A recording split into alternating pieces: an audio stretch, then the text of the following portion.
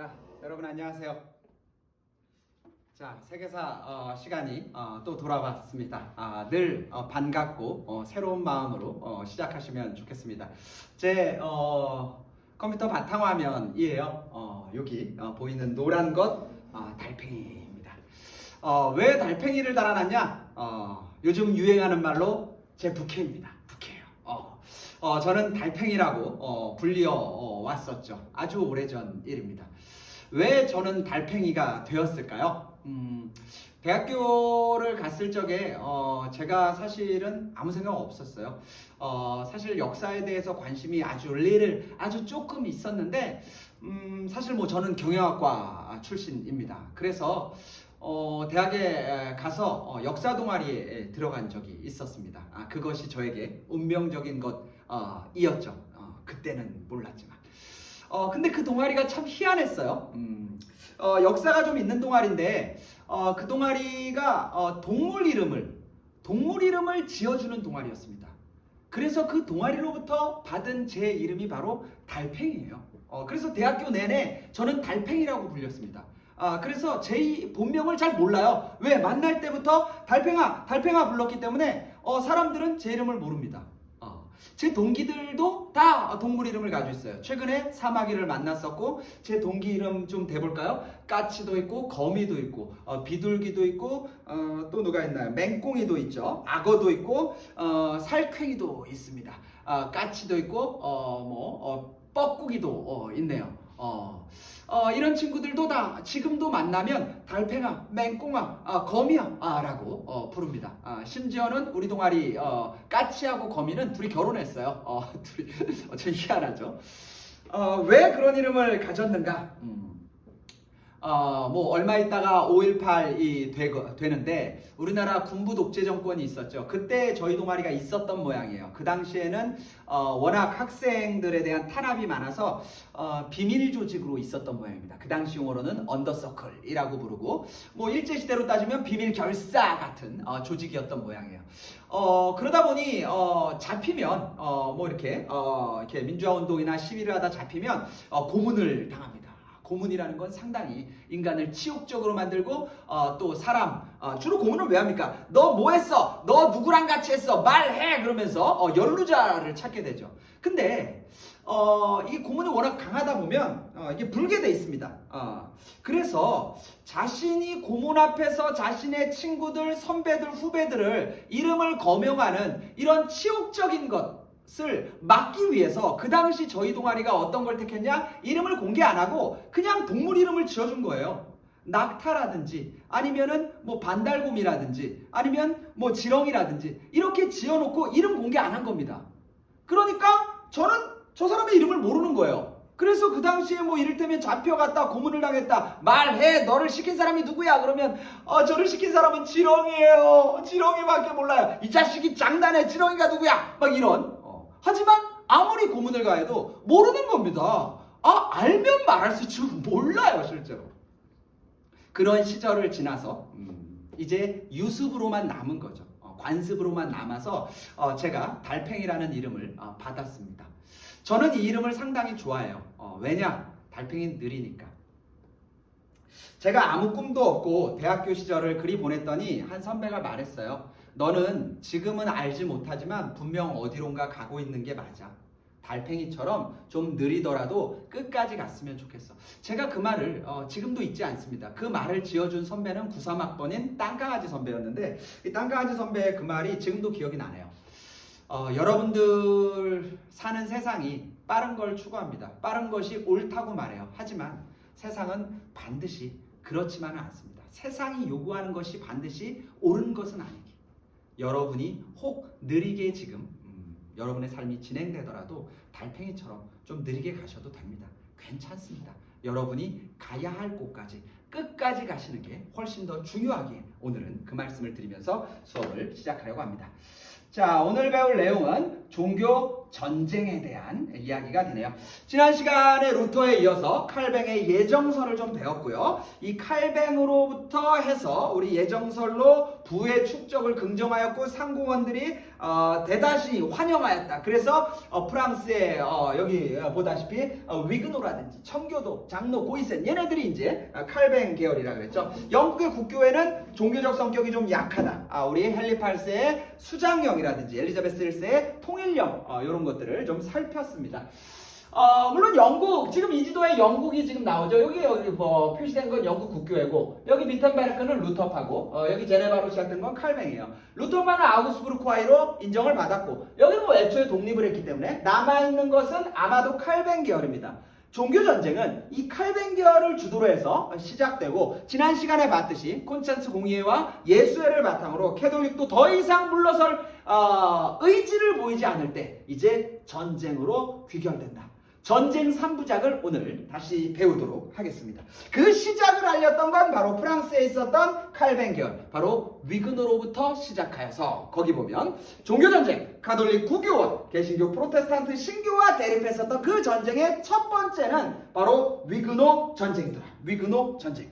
위그노는 칼뱅 계열이라고 했죠. 위그노는 프랑스계에 있었던 칼뱅이었기 때문에 지역적으로는 프랑스에 있는 칼뱅, 이런 뜻이 담겨져 있는 거죠. 자, 프랑스 내 신교도 바로 칼뱅 계열이고, 위그노가 구교와 캐톨릭과 대립하는 과정에서 시작되었다, 이런 얘기입니다. 사실 이렇게 상공인들을 중심으로, 시민들을 중심으로 이렇게 개신교가 있지만 각 왕들은 대체로 다 구교예요. 신성로마 제국의 황제도 캐톨릭이었고, 프랑스의 군주도 역시 캐톨릭입니다. 프랑스 영지 안에 계속해서 위그노 신교도들이 늘어나니까 프랑스 왕, 바로 카톨릭을 신봉하는 왕은 이 문제를 좀 해결하고자 어떤 방책을 취하냐? 결혼을 택합니다. 그래서 프랑스 군주가 당시 위그노의 가장 큰 실력자였던 앙리와 결혼을 택하면서 화해 쪽으로 좀 가려고 한 거죠. 그래서 결혼식이 성대하게 진행돼요. 자, 왕실의 결혼이다 보니까 왕실과 캐톨릭의 주요 인사들이 그 결혼식에 모입니다. 위그노의 실력자 앙리도 왔지만 위그노의 실력자들도 그 결혼식에 와요. 이 결혼식장 상당히 지금 뭔가 조폭들이 모인 것처럼 긴장감이 팽팽하게 이렇게 전개되면서 결혼이 아무 일 없이 끝났습니다. 다행스럽게도. 그런데 결혼이 끝나면 피로연이 열리고, 피로연이 끝난 다음 날 대체로 이제 가는데, 그날 밤이죠. 그날 밤. 당시 캐톨릭에서, 구교에서, 야, 우리의 정말 눈에 가시 같은 놈들, 위그노의 우두머리 놈들이 여기 다 모였다. 저놈들을 일거에 제거하자. 그리고 저 앙리라는 놈이 지금 왕가에 지금 결혼을 왔으니 저놈이 혹시라도 왕이 되면 프랑스 다 넘어가는 거 아니냐. 드디어 결심을 하기 시작하는 거예요.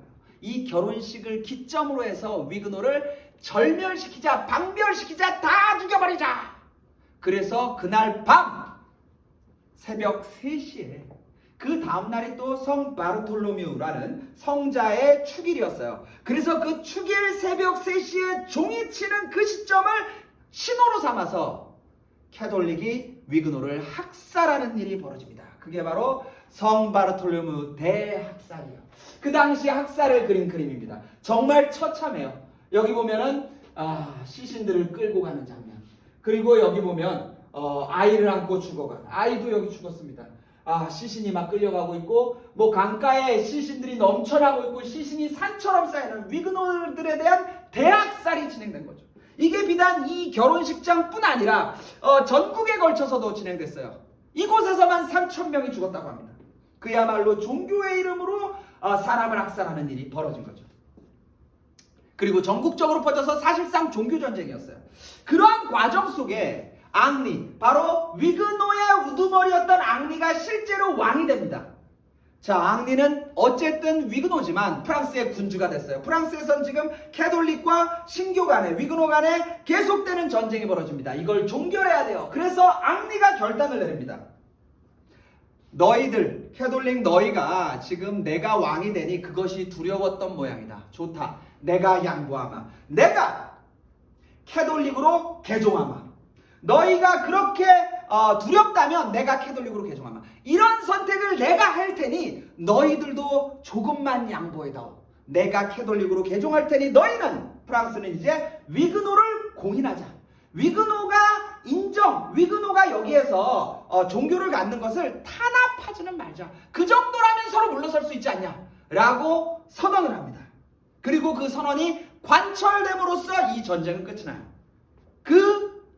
앙리 4세의 그 선언이 뭐냐? 밑줄! 낭트칭령입니다. 낭트에서 발표한 낭트칭령이에요. 그래서 위그노 전쟁은 낭트칭령으로, 앙리 4세의 낭트칭령으로 인하여 결국 끝이 나고, 위그노들은 프랑스에서 드디어 종교적 자유를 얻게 돼요. 그게 바로 위그노의 신앙의 자유, 낭트칭령이었습니다. 뭐 간단한 이야기예요. 간단한 이야기.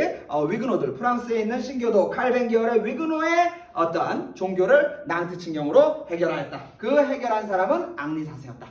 자, 이 전쟁이 여기서 끝나지 않습니다. 개신교들은 계속해서 나아가는데, 두 번째는 네덜란드 독립전쟁이에요. 자, 네덜란드라면 요 내용으로 보자면, 자, 네덜란드라면 이제 고이센이죠, 고이센. 아마도 이들이 EU가 됐을 것 같아요. 뭐 생각해보면 프랑스의 위그노가 지금 자유를 얻었고 바로 곁에 고이센이기 때문에 이 고이센들도 뭐야, 프랑스에서 지금 우리의 자유, 종교적 자유가 허용됐잖아. 그럼 우리도 허용해 주시오라고 이제 요구를 하겠죠. 그런 맥락 속에 진행된 겁니다. 그런데 저기가 지금 노란색이 지금 네덜란드 지역이고 고이센이 있는 곳이에요. 그런데 여기 지금 노란색은 여기에 주로 있죠. 에스파냐입니다. 당시 에스파냐 가장 강력했던 캐톨릭 국가고 유럽의 패권을 쥐고 있던 나라가 캐톨릭이라고 그랬죠. 그러니까 이 에스파냐가 유럽 곳곳에 자신의 영토들을 쥐고 있었어요. 그 중에 네덜란드도 에스파냐 땅이었던 거죠. 왕실과의 결합 뭐 이런 걸 통해서 지금 가진 겁니다. 그러니까 네덜란드에 있던 고이센들은 누구에게 저항을 해야 되냐? 바로 에스파냐에게 저항을 해야 되는 것이고, 에스파냐는 강력한 캐톨릭 국가였기 때문에 당연히 무슨 말이야, 너희 종교를 허용할 수 없어 라고 이제 맞장구를 쳤겠죠. 그러니까 이 고이센들은 좋다, 우리의 종교적 자유를 허락하지 않는다면 우린 독립하겠다. 이제 독립을 추구하는 전쟁을 벌였다. 바로 그게 이 전쟁의 기본적인 개요입니다. 자, 거기 볼까요? 네덜란드 독립전쟁 배경, 에스파냐의 지배를 받고 있던 네덜란드의 신교도 바로 고이센들이고, 이들도 역시 칼뱅 계열이죠. 이들이 카톨릭 강요 정책에 반발하며 독립을 요구하였다. 그렇죠. 애초에 자신의 종교적 요구를 했더니만 오히려 캐톨릭을 강요했다. 이제 더 이상 종교적 자유가 아니고 독립해달라 라고 해서 이제 독립전쟁으로 간 겁니다. 독립전쟁. 자, 이제 독립전쟁 한다니까 가만히 있을 수 없죠. 그 당시 에스파냐의 주도권을 쥐고 있었던 군주는 바로 펠리페이세. 여러분 펠리페이세 기억나신가요? 오스만 투르크, 바로 그 오스만 투르크를 제압했었던 레판토의 전, 그 레판토의 전을 승리로 이끈 펠리페이세. 스페인의 전성기 군주였고 그에게는 무적 함대가 있었다. 그 무적 함대를 준 펠리페이세가 이 자식들이 내가 누군 줄 알아? 나 펠리페 2세야 그러면서 펠리페이세가 진압하러 가는 겁니다. 네덜란드의 독립이 참 어려워 보이는데 여기에서 변수 하나가 출현한 거죠. 바로 네덜란드 바로 곁에 도버해협을 건너가면 영국이에요. 영국은 영국 국교회로 개신계가 됐습니다. 그 당시 영국의 지배자가 바로 엘리자베스 1세입니다. 역시 영국의 패권을, 유럽의 패권을 호시탐탐 노렸던 영국은 지금 펠리페 2세가 저쪽을 진압하면서 유럽의 패권을 재확인하는 걸 용납하기 어려웠어요. 그리고 역시 네덜란드와 같은 개신교입니다. 엘리자베스 1세는 이때를 기회 삼아서 유럽의 패권을 쥐고 싶었던 거죠. 그래서 시작은 네덜란드의 고이센의 종교적 자유 그리고 독립전쟁으로 시작됐는데 이 전쟁이 비화되어서 바로 펠리페 2세와 엘리자베스 1세의 전쟁이 되어버린 겁니다. 자, 거기 볼까요? 자, 에스파냐 펠리페 2세가 무적 함대를 이끌고 고이센들을 진압하러 오니까 네덜란드를 지지하는 영국의 엘리자베스 1세가 여기에 힘을 실어주면서 전쟁이 벌어졌다. 그게 바로 네덜란드 독립전쟁입니다. 이 전쟁에 대해서 좀 자세히 다음에 또 배울 겁니다. 왜냐하면 이 둘은 다시 출연해요. 절대군주로서 다시 출연합니다. 지금 잠깐 나온 거예요. 자, 둘이 충돌해서 누가 이겼을까요? 누가 이겼을까요? 누가 이겼을까요? 엘리자베스 1세가 이깁니다. 엘리자베스 1세가 이겼다는 것은 네덜란드의 독립이 결국 실현됐다는 말이기도 하죠.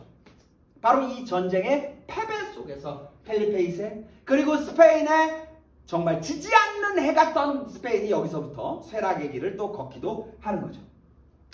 근데 네덜란드의 독립이 바로 되냐? 그게 아니라는 얘기가 그 밑에 나오네요. 자, 그래서 결과는 네덜란드가 결과적으로 독립해요. 왜? 그를 지지했던 엘리자베스 1세가 이겼으니까. 그런데 자, 베스팔렌 조약 때 독립을 하는데 이 베스팔렌 조약 때 최종 확인된다, 최종 승인된다라는 말이 나와요. 이 말인 즉슨 바로 독립 안 되고 이후에 뭔가 조약이 있었고 그 이후에 마련된다. 왜 그러냐? 그 밑에 보면 30년 전쟁이 있습니다. 30년 전쟁이 독립전쟁 끝나고 곧 있다가 벌어져요. 연도를 보시면 곧 있다 벌어진다고 알고 있고 30년 전쟁이 바로 요 옆에 신성 로마 제국에서 터집니다. 그러니까 독립을 승인하려는 막 그런 찰나였는데 신성 로마 제국에서 또 전쟁이 터지니까 이 네덜란드의 독립의 승인이 조금 지연되었다 이렇게 보시면 좋을 것 같습니다. 자, 아까 위그노도 칼뱅 계열이고 고이센도 칼뱅 계열. 결국 이 전쟁은 칼뱅 계열의 어떤 종교적 자유를 추구해 나가는 과정이었고 기존에 있었던 신교도들이 거기에 응원을 하는 형세 속에서 점차적으로 종교적 자유를 획득하고 있구나. 뭐 이런 맥락 속에 있으면 되고 이제 클라이막스입니다. 종교전쟁의 클라이막스는 30년 전쟁. 우리 100년 전쟁에 이은 또 하나의 긴 전쟁입니다. 1618년부터 48년까지 있었던 연도 좀 알고 있으면 좋아요. 17세기 초반부를 뒤흔들었던 30년 전쟁을 보도록 하겠습니다. 30년 전쟁.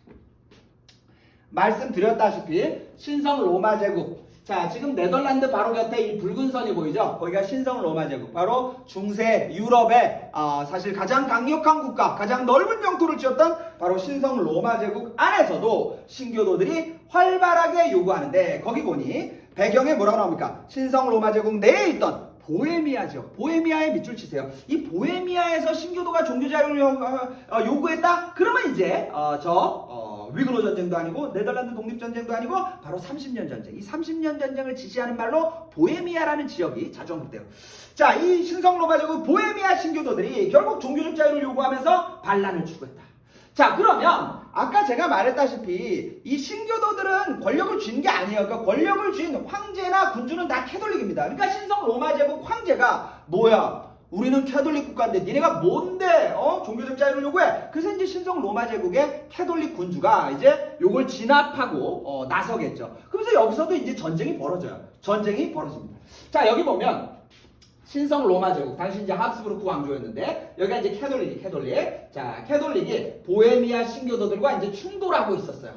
자, 이렇게 충돌하니까 역시 유럽의 캐톨릭의 신봉자, 유럽은 캐톨릭으로 가야 된다라고 믿는 에스파냐가 네덜란드는 놓쳤지만 여기를 놓칠 수 없습니다. 그래서 에스파냐가 신성 로마 제국을 적극적으로 지지하면서 다시 이 전쟁에 가담하기 시작합니다. 자, 그러면서 이제 소위 말하면 국제전으로 이제 벌어지는 와중인데 자, 이렇게 되니까 힘이 이쪽으로 실려버렸죠. 가뜩이나 신성 로마 제국도 센데 에스파냐까지 여기 가담합니다. 자, 위태로웠던 보헤미아를 지지하는 나라가 있으니 저 위에 보헤미아 보세요. 자, 지금 자, 여기가 지금 안 보이네요. 저 보헤미아 위쪽 붉은 선이 있죠? 스웨덴, 덴마크. 여기도 신교도 국가예요. 그러니까 이 신교도 국가들이 아이고 위험하다. 얘네를 지지하자 그러면서 덴마크와 스웨덴이 이 보헤미아를 지지합니다. 자, 그러면서 이제 국제전이 터졌어요. 국제전이 터졌습니다. 그러면서 이제 전쟁이 또 길어지기도 한 거예요. 바로 이때 프랑스가 이 상황을 지켜봅니다. 프랑스가 이 상황을 지켜봐요. 프랑스는 당시 발루아 왕조였고 역시 왕조는 국교예요. 아까 이제 위그노를 인정했지만 왕조는 국교입니다. 국교니까 사실은 프랑스가 여기 전쟁에 가담한다면 당연히 이쪽 편을 지지하는 것이 당연히 맞다. 그런데 이 발루아 왕조가 유럽의 패권을 역시 쥐고 싶어요. 그런데 지금 현재 신성 로마 제국의 합스부르크 왕조가 지금 이 전쟁에서 이겨버리면 얘가 세진단 말이야. 그러니까 발루아 왕조는 야, 요거 가만히 봐라.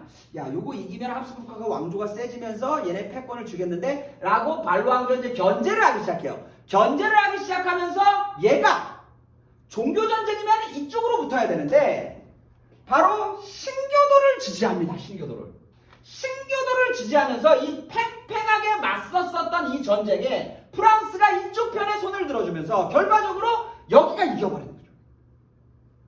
그러니까 프랑스의 선택은 프랑스의 종교적인 것이 아니고 국가적인 이해, 왕조의 이해를 따른 선택이었다라고 볼 수 있습니다. 그래서 30년 전쟁은 거기 보면 종교전쟁으로 시작했지만 왕조전쟁으로 비화되었다. 종교적인 성격이 서서히 탈각되고 왕조의 이익을 앞세우는 전쟁이 되었다라고. 다음 시대가 이제 왕정이 이제 우세오는 절대 왕정이 시대예요. 그러니까 이제 성격이 서서히 전환되는 하나의 분기점이 된 게 또 30년 전쟁이죠. 자, 그래서 결과적으로 여기가 이기면서 종교적인 자유를 얻게 되겠죠. 그래서 맺은 조약이 밑줄 별표 치세요. 베스팔렌 조약입니다. 앞서 우리가 네덜란드의 독립이 승인된 것이 베스팔렌 조약인데 이 조약이 30년 전쟁이 끝나고 맺어지는구나 라고 우리가 보시면 될 것 같죠. 자, 30년 전쟁 끝나는 1648년도에 맺은 조약이 베스팔렌 조약이고, 자, 이 조약은 그간에 지체되었던 종교적 자유를 다 허용합니다. 자, 그럼 뭐가 있을까요? 첫 번째는 이제 칼뱅 계열을 다 인정하겠죠. 칼뱅 계열을 인정을 하는 게 이제 첫 번째고, 두 번째는 이전에 아우구스부르크 화의 때는 이제 개인의 신앙의 자유를 인정하지 않았습니다. 여기는 개인의 신앙의 자유를 이제 허용하게 되는 거예요. 또 앞서 지체되었던 바로 네덜란드의 독립이 여기서 승인되겠죠. 그리고 칼뱅의 중심지였던 바로 스위스도 이제 요참을 이용해서 같이 독립합니다. 거기 나오죠. 베스팔렌 조약, 개인의 신앙의 자유 인정, 칼뱅파 인정, 네덜란드와 스위스의 독립 인정, 이렇게 보면 될 것 같아요. 이 베스팔렌 조약과 앞서 본 아우구스부르크 화의는 사료로 많이 등장하고 교과서에 나옵니다. 자, 아우구스부르크 화의, 베스팔렌 조약 보겠습니다. 연도는 1648년, 30년 전에 끝났네. 자, 기업은 루터파와 동등한 특권을 가진다. 루터파가 지금 종교적 자유를 얻었죠. 이제 누구를 허용한다? 칼뱅 계열을 허용한다. 이렇게 되는 말이에요. 그래서 뒤에 보면 이제 루터파와 더불어서 칼뱅 이런 말을 계속 쓰고 있어요. 이제 칼뱅파 전체가 허용되는 게 바로 이 베스팔렌 조약입니다. 자, 요 5조에 보면 프랑스는 스트라브루스 제외의 알제스 로렌을 차지하고 6조에는 누구는 에스파냐로부터, 그리고 스위스는 신성 로마 제국으로부터 독립국가로 인정받는다. 바로 에스파냐로부터 독립국가 인정받는 이 나라 바로 네덜란드죠. 네덜란드입니다. 네덜란드가 왜 에스파냐로부터 독립받냐? 에스파냐의 지배를 받고 있었으니까. 스위스는 신성 로마 제국으로부터 독립을 받습니다. 왜냐? 스위스는 신성 로마 제국 안에 있었으니까. 그러니까 거기 지금 베스팔렌 조약의 끝에 네덜란드와 스위스의 독립 승인, 거기에다가 밑에 써놓으세요. 네덜란드는 에스파냐로부터, 스위스는 신성 로마 제국으로부터 독립을 승인받는다. 자, 그래서 베스팔렌 조약까지 살피면서 종교개혁의 서막과 마지막 종장까지 우리 살폈습니다.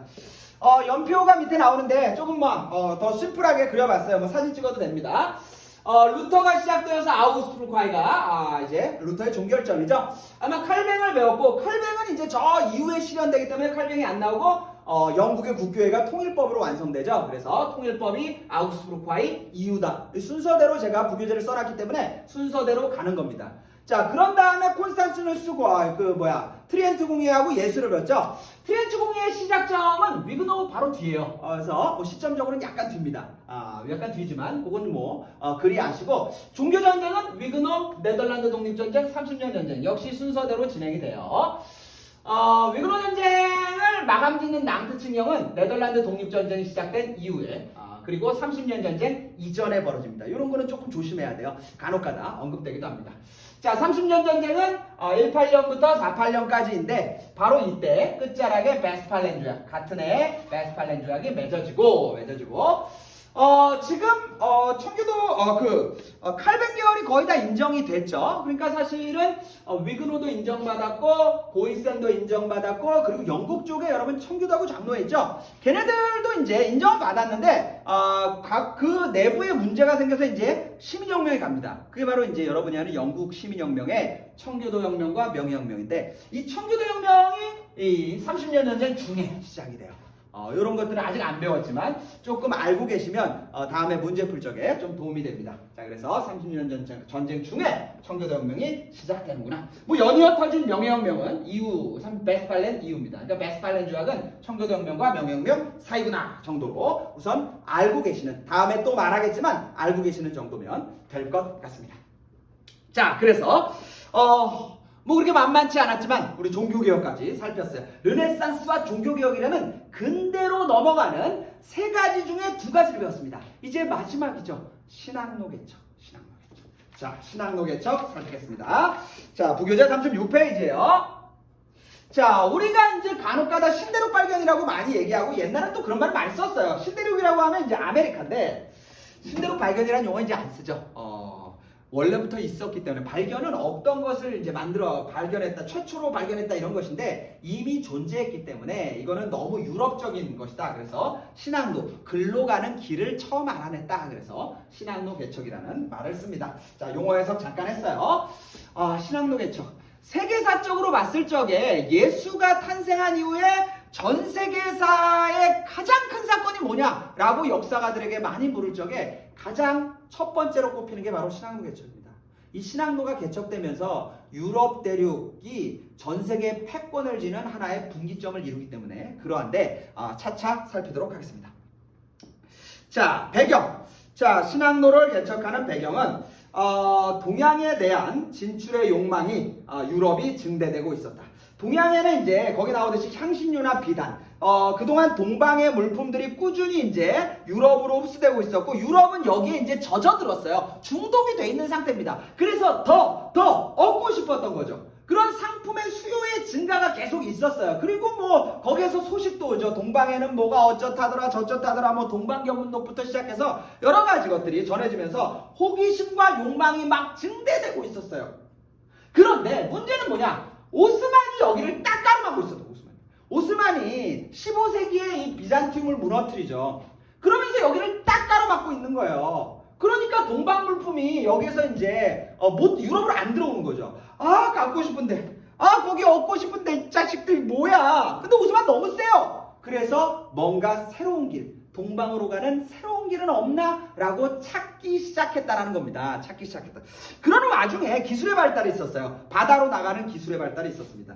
나침반, 우리 르네상스 당구장 밑에 보면 르네상스 상황 속에서 중국의 나침반이라든지 인쇄술이라든지 이런 게 전수된다. 바로 나침반이 바다로 갔을 적에 방향을 지시하는 것이죠. 그리고 조선술, 배를 만드는 기술도 증대됩니다. 나침반을 통해서 이기도 한데 유럽은 그 당시 이제 지구가 네모나고 지구 바다를 끝으로 가면 떨어져 죽는다. 뭐 이런 설에서 서서히 지구가 둥글다.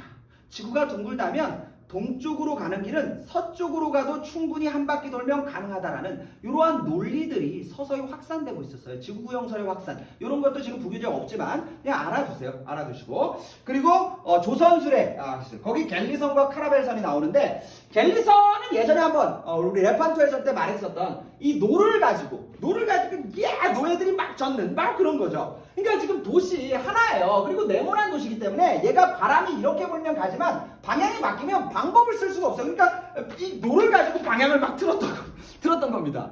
이 갤리선에서 이 카라벨선으로 바뀌는 겁니다. 이 카라벨선은 이제 세모돛을 만들면서 세모돛을 이렇게 만지면서 바람의 방향을 통제할 수 있게 된 거죠. 그러니까 더 이상 노가 필요가 없는 겁니다. 그리고 노가 있을 자리에 뭐가 있냐? 대포를 실어 넣는 거죠. 이 화약 기술이 발달되고 대포가 발달되고 여러분 총 같은 거 쏘면 저 총 쏴봤어요. 저 군대 갔다 왔어요. 외모 때문에 총을 쏘면 총이 날아가는 그 힘만큼 뒤로 반동이 옵니다. 이게 이제 물리적으로 작용 반작용이죠. 대포 빵 쏘면 그만큼의 반발이 와요. 그러니까 여기서 대포를 빵 쏘면 이 배가 그 반발을 막을 정도의 힘을 가져야 됩니다. 이 대포를 배에 실는다는 그렇게 쉬운 일이 아닌데 이제 그런 것들도 가능한 거죠. 그래서 카라벨선, 이 세모독과 이 대포, 그리고 노가 사라지는 이 기술의 발달 속에서 더 먼 바다까지 더욱더 우수한 화력을 바탕으로 이제 진출할 수 있었던 그러한 요인이 된 거죠. 그런 항해술의 발달, 조선술의 발달, 나침반 혹은 지구구형설 이런 것들이 묘하게도 그 당시에 이렇게 같이 출현하면서 이 욕망, 동양으로 가는 욕망의 실현을 구형케 하는 그러한 상황을 만든 거죠. 자, 그러면 누가 신학로 개척을 주도하였던가라고 봤더니만 에스파냐와 포르투갈이네요. 에스파냐와 포르투갈. 왜 에스파냐와 포르투갈이냐? 에스파냐, 포르투갈 바로 여기 아닙니까? 이베리아 반도. 우리가 이슬람부터 봤던 이베리아 반도. 지금 십자군 전쟁 이후에 유럽의 경제 상황을 보여주는 지중해 원거리 무역입니다. 이 지중해 원거리 무역을 보면 지금 이탈리아 그리고 유럽의 안쪽 그리고 저 북유럽까지 이어지는 여기가 주로 경제적으로는 큰 어떤 흐름이고 거기에 물산이 이제 동양에서 온 거죠. 그러니까 사실 이베리아 반도의 에스파냐하고 포르투갈은 여기에서 배제된 곳이에요. 시골 촌동네가 된 거죠. 그러니까 나도 저기에 진출하고 싶다. 나도 좋은 거 다 아는데 나도 비단 좋아하고 향신료 좋아하는데 이게 뭐야? 라는 어떠한 시기심, 어떠한 질투심 이게 이제 여러분들 때로는 긍정적이고 도전적인 힘이 되기도 합니다. 그 자체가 좋은 것이 아니고 그러니까 그런 경제적 부를 더 원하는 욕망이 이 에스파냐와 포르투갈에 있었던 것이고 두 번째는 얘네들이 여러분 알다시피 이베리아에 있었던 이슬람 세력을 꾸준히 몰아내죠. 한 500년 동안 우리가 배웠었던 후우마이야를 몰아내는 재정복 운동을 꾸준히 벌이면서 거의 뭐 끝자락까지 이 후우마이야의 수도였던 그라나다를 결국 정복해내는 시점도 바로 이 시점이에요. 이 전쟁, 재정복 운동의 그 전쟁을 승리로 계속해서 이끌어 나갔다는 것은 이 전쟁의 주도자가 누굽니까? 왕이에요. 왕이 전쟁을 주도하고 전쟁을 끊임없이 이겼다? 왕권이 강화되는 거죠. 그러니까 이 에스파냐와 포르투갈이 강력한 왕권을 바탕으로 해서 빠! 하고 힘이 강화된 겁니다. 이 힘을 쓸 때를 못 찾는 거죠. 분출하고 싶어. 분출하고 싶은데 저기는 아니야. 그러니 우리 딴 데로 가보자. 저 서쪽으로 가면 갈 수 있다는데 한번 가보자! 라고 해서 얘네들이 이제 주도하게 되는 겁니다. 그러니까 사실은 항상 역사가 그런 것 같아요. 기득권을 누리는 세력은 다음 시대를 마련하지 못합니다. 오히려 그 시대의 기득권을 누리지 못하는 세력이 그 기득권을 뒤엎으면서 다음 시대로 가죠. 바로 에스파냐와 포르투갈이 그런 맥락 속에 있다고 보시면 될 것 같습니다. 그러면 이 두 나라 중에서도 어떤 나라가 먼저 가냐라고 했을 적에 거기 보면 1번, 2번 써있죠? 이거 순번이에요. 포르투갈이 먼저 갔다 이런 얘기입니다. 포르투갈 리스본이죠. 리스본, 수도를 가진 리스본. 자, 근데 포르투갈은 인도항로를 통해서 아시아로 갔다 이런 말이 나오네요. 인도항로를 개척했다 이런 말이 나오네요. 자, 교과서에 나오는 지도이고 이 지도가 사실상 뭐 신항로 개척의 가장 메인 지도죠. 자, 여기 보면 포르투갈이 이 앞쪽에 있어요. 이 앞쪽에 있고 뒤에가 이제 에스파냐죠. 포르투갈에 먼저 출발합니다. 포르투갈은 이런 생각을 했어요. 서쪽으로 가는 것보다 동쪽으로 가는 길이 여기로 가면 동쪽으로 여기는 이제 모스만에게 막혔죠. 그러니 이 아프리카 밑으로 계속 내려가다 보면 언젠간 동쪽으로 가는 길이 있지 않을까? 여기는 지금 좀 아는 길이기 때문에 한번 내려가 보자. 내려가다 보면 결국 동쪽으로 가는 길이 있을 거야. 이게 바로 포르투갈의 판단이에요. 그래서 포르투갈이 내려갑니다. 여기 제일 먼저 내려가서 바르톨로메 디아스예요. 디아스가 이제 내려가는 거예요. 아프리카의 해안가를 타고 쭉 내려갑니다. 어디 있겠지? 없네. 계속 따라가다가 여기서 만나는 겁니다. 야, 드디어 동쪽으로 가는 길이 나치판이 있기 때문에 드디어 동쪽 문이 열린 거예요. 여기까지 오는데 얼마나 많이 걸렸을까요? 그런데다가 이렇게 급격하게 꺾이면 말이죠. 여기가 해류가 급격하게 변하면서 폭풍을 하든지 이렇게 상당히 심해요. 그러니까 여기 이제 디아스하고 그의 일행들이 여기까지 이제 어렵게 왔는데 다시 폭풍을 만나고 그러니까 사투를 벌이다가 도저히 못 가겠다. 여기 간다고 해서 또 얼마나 더 가야 될지 모르기 때문에 여기서 그만 갑시다. 여기까지 우리가 알았으니 동쪽 가는 길이 있다는 것을 알았으니 우리가 여기서 희망을 보았으니 그래서 여기를 이제 희망봉이라고 이름 지은 것도 포르투갈인데 희망을 보았으니 여기서 멈추고 우선 귀국했다가 다시 옵시다. 그래서 바르톨로메 디아스는 희망봉까지 보고 그 다음에 돌아갑니다. 결국은 일부라 절반을 알아냈어요. 우리 무언가가 진행되다가 다 되었다 라고 멈추죠. 다 되었다. 되었다를 좀 부드럽게 하면 디아스 되었다. 바로 바르톨로메 디아스 되었다 여기까지다 라고 해서 디아스는 여기까지 온 다음에 돌아가는 거예요. 다시 오겠죠. 다시 오는 건 디아스 일행이 아니었고 바스코 다가마 일행이었습니다.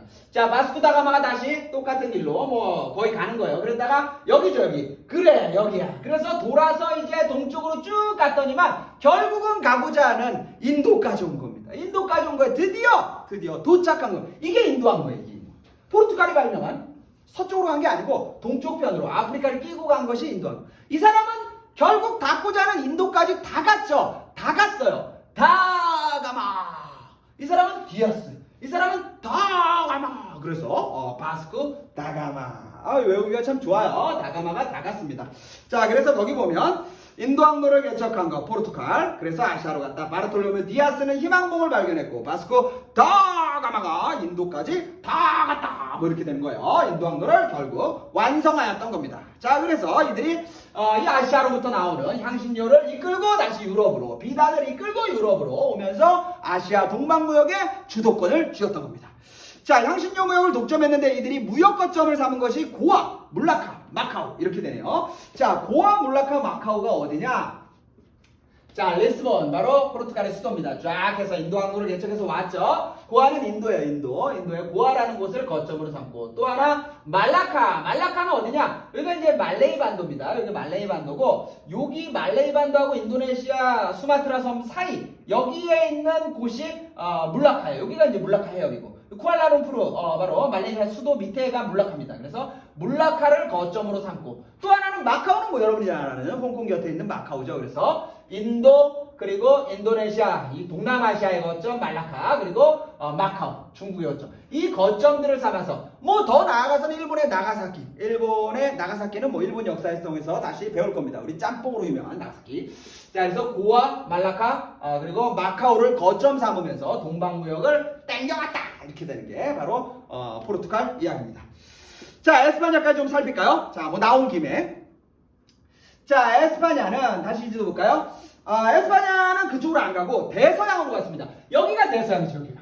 그러니까 서쪽으로 간 거는 바로 에스파냐예요. 에스파냐. 그래서 우리가 신항로 개척, 우리가 신대륙 발견, 그 대륙, 그러니까 아메리카 쪽을 발견한 것은 바로 에스파냐가 되는 거죠. 에스파냐. 자, 에스파냐가 대서양을 건너서, 그러니까 에스파냐는 서쪽으로 간 겁니다. 서쪽, 동쪽으로 간 게 아니고 아메리카로 갔다. 자, 아메리카의 개척, 바로 콜럼버스죠. 콜럼버스의 서인도 개척,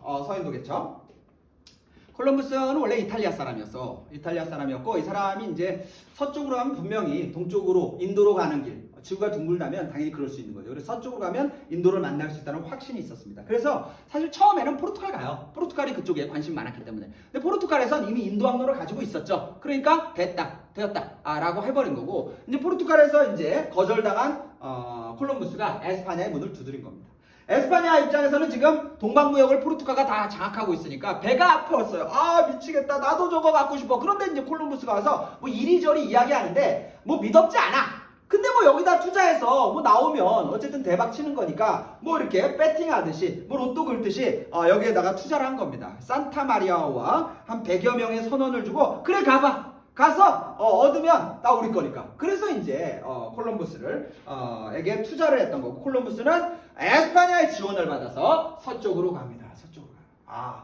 거의 뭐 한 달 넘게 뭐 수개월 가고 나서도 뭐 바다 망망대해 대서양 처음 가보는 길 아닙니까? 선원들이 너무 힘든 거예요. 그래서 이 돌아갑시다 뭐 한 거죠. 그러니까 이제 콜럼버스가 한 달 안에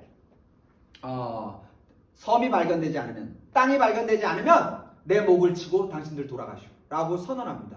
그런데 정말 한 달 안에 땅이 닿았어요. 바로 서인도제도. 땅이 발견됐는데 콜럼버스는 여기가 인도인 줄 알았어요. 그래서 지금 이 쿠바, 도미니카가 있는 여기를 서인도라고 부르죠. 인도인 줄 알았어요. 그래서 인도라고 사실 불렀고 나는 그들을 구원하기 왔다. 그래서 여기가 이제 산살바도르 섬인데 산살바도르는 세인트 세이비어가 구세주라는 뜻이에요. 그러니까 성스러운 구세주가 왔다. 우리가 너희를 구원하러 왔다 라는 이름. 이게 대단히 유럽적인 이름, 유럽 중심적인 이름을 딱 하면서 여기에 이제 콜럼버스가 첫 땅, 유럽이 한 번도 밟지 않은 아메리카 땅에 닿게 되는 거죠. 이게 유명한 이제 서인도 제도에 닿은 콜럼버스의 모습이에요. 이들은 대포와 총과 말을 이끌고 왔었고 그 당시 원주민들은 희한한 사람들이 왔죠. 그래서 이 사람들 방식대로 어이구 뭐 배고프지 않소 그러면서 먹을 거를 막 주고 환대를 했어요. 근데 이 사람들은 지금 목적이 그게 아니죠. 여기에서 이제 뭐 얻어갈 거 보는 거예요. 그래서 야 이런 거 말고 우리가 먹을 걸 원하는 게 아니고 황금 내놔라. 황금 꺼내봐. 번쩍번쩍이는 거. 그랬더니 이 사람들이 what? 한 거죠. what? 몰라요. 방금 뭐 우리 그런 거 없어. 이 자식들이 좋은 말로 하면 안 되겠네. 그래서 이 콜럼버스가 제일 먼저 한 게 이 사람들 죽이기 시작하는 겁니다. 팔목을 자르고 발을 자르고 머리를 자르고 화형을 시키고 유럽인의 처음 도착은 아메리칸인의 학살이었어요. 그래도 황금이 없었습니다. 그래서 이제 이 인디오 원주민들을 잡아서 노예로 팔기 시작한 겁니다. 끔찍한 시작이었죠. 정말 끔찍한 시작. 그 끔찍한 시작 속에 아메리카가 결국 유럽의 발 아래 놓이게 되는데 지금 유럽에서 이 콜럼버스가 발견한 이 날을 콜럼버스 데이로 삼고 뭐 세일도 하고 막 엄청난 축제를 하죠. 근데 여기 살던 사람들 입장에서는 그렇지 않습니다. 그래서 이 원주민들을 중심으로 해서 테러리스트, 제노사이드, 인종학살 이런 놈을 어찌하여서 축일로 삼느냐, 이런 반발이 저희가 역사를 보면 또 헤아려지고 이해가 됩니다.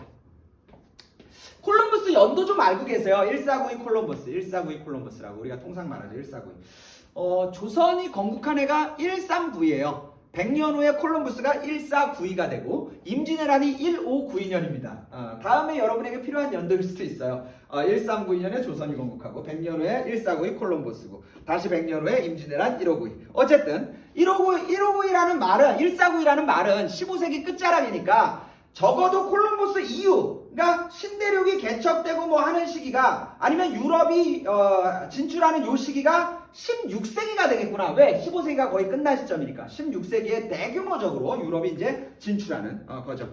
자, 이들이 이제 여기를 이제 장악해 나가는데 네. 그 다음에 나오는 게 이제 마젤란이에요. 마젤란을 다시 여기를 통해서 살피면 이제 콜럼버스의 최초의 발견, 대서양의 발견이 있었고 이제 서쪽으로 가면 된다라는 걸 이제 알게 됐죠. 그래서 스페인은 다시 마젤란이라는 부릅니다. 마젤란이 어디입니까? 파란색이죠. 마젤란이 갔는데 뭐 이쪽으로 이제 더 동쪽으로 가야 되는 뭐가 없어요. 그래서 역시 원리대로 내려가 보는 겁니다. 내려가다 보면 동쪽으로 가는 길이, 서쪽으로 가서 결국 동으로 닿는 길이 나올 거다. 따라 내려가요. 내려가다가 역시 이제 꺾이는 지점을 발견합니다. 여기가 이제 이들이 불린 마젤란의 협이고, 여기서 엄청나게 다시 해륙을 만나고 폭풍을 만나고 어렵게 하다가 드디어 큰 바다로 넘어갑니다. 여러분, 좁은 바다에서 큰 바다로 가게 되면 큰 바다는 평온하죠. 그래서 이 평온한 바다다. 그래서 퍼시픽이라고 부른 거예요. 여러분, 퍼시픽은 태평양이기도 하지만 평온하다, 평화롭다 이런 말을 가지고 있어요. 그래서 퍼시픽. 그래서 여기를 통해서 쭉 해서 한 바퀴 돌아서 필리핀까지 닿는 거죠.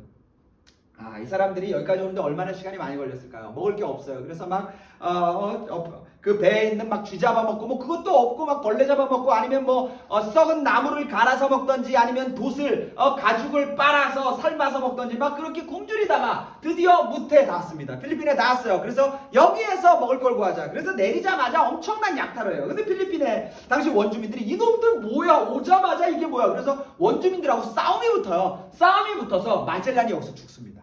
마젤란이 여기 필리핀에서 죽어요. 그래서 이제 마젤란은 죽었지만 일행들은 살아서 막 도망가서 급히 배 타고 야 도망가냐. 그래서 이제 도망가서 결국은 이제 돌아서 에스파냐까지 닿습니다. 그러니까 이 마젤란 일행인데 결국 마젤란은 이제 한 바퀴 못 돌았고 나머지 일행들이 결국 한 바퀴를 돌면서 마젤란의 어떤 공로라는 표현을 맞는지 모르겠는데, 마젤란을 통해서 지구가 결국 둥글구나, 서쪽으로 가면 동쪽에 닿는구나 라는 지구 구형설이 입증이 되는 거죠. 자, 바로 이런 마젤란의 도 역시 에스파냐다. 그래서 콜럼버스와 마젤란은 바로 이쪽 에스파냐라고 보시면 될 것 같고, 아메리카와 관련된다. 당시 아메리카는 원주민들이 살았어요. 이 원주민들 이쪽 멕시코에는 아스텍이, 그리고 이쪽 지금 칠레죠. 남미 쪽엔 잉카 문명이 있었습니다. 그래서 아스텍과 잉카를 무너뜨린, 그래서 이 아메리카를 지배한 나라는 에스파냐가 됐죠. 에스파냐. 그래서 거기 보면 아스텍과 잉카 문명을 결국 정복한 나라는 포르투갈이 아니고 에스파냐다. 그래서 아메리카의 식민지를 역시 주도한 나라는 에스파냐다라고 보시면 될 것 같습니다. 자, 오늘 여기까지 배웠고 결과 아주 중요한데 다음 시간에 배우는 걸로 하겠습니다. 자, 수고하셨습니다.